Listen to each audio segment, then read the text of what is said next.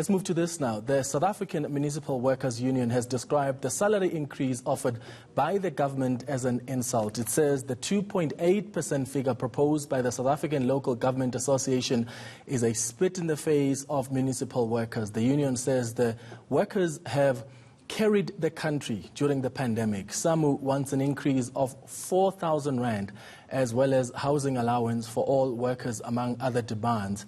Will we see strike action if demands are not met? Well, I'm joined now by Papikie Mohale, who is the national spokesperson for Samwu. Papikie, thank you so much for joining us. What's your position as Samwu? So your demand has been rejected. What's the plan now? Good afternoon and good afternoon to the viewers.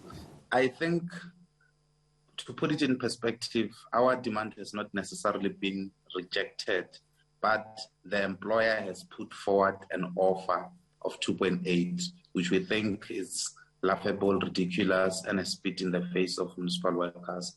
We are currently in a process wherein we are engaging our members, giving them feedback as to what transpired in the negotiation room. But I can assure you, so far where we are not in a position where we are going to be able to move from the mandated position which we were given by the National Collective Bargaining Conference. If I may add, our demands do not only include 4,000 rand salary increase, but we're also demanding that there should be a single-year agreement, that the sectoral minimum wage in the sector should be 15,000 rand. We're also demanding that there should be 6 months paid maternity leave for mothers and 1 fully paid leave for new fathers. How possible are these, Papikie? I mean, we're looking at a scenario where a lot of institutions have been affected by COVID-19.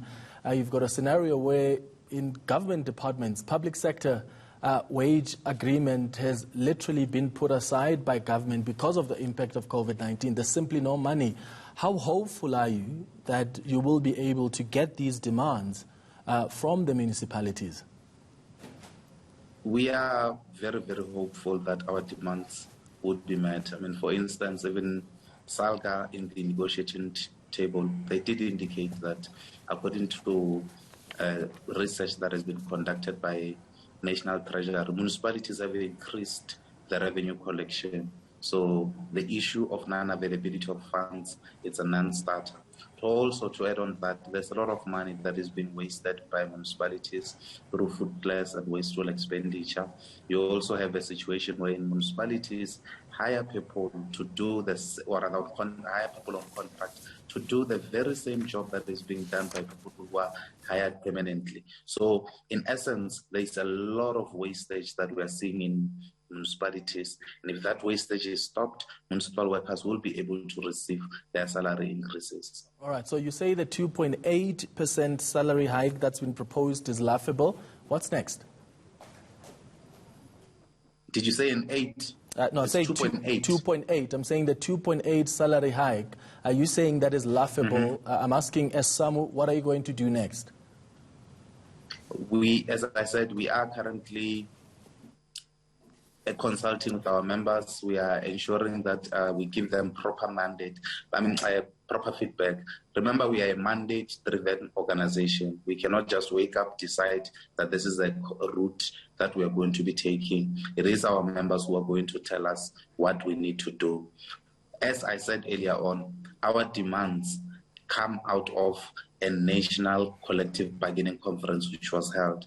But if the employer wants to come to the table and they want to play games with their lives and the livelihoods of our members, the message that we are ready to give to the public and others is that our sneakers are ready.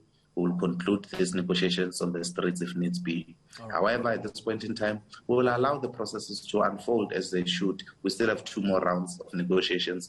If the employer does not come to the table, then they will meet us on the streets. We are ready for them.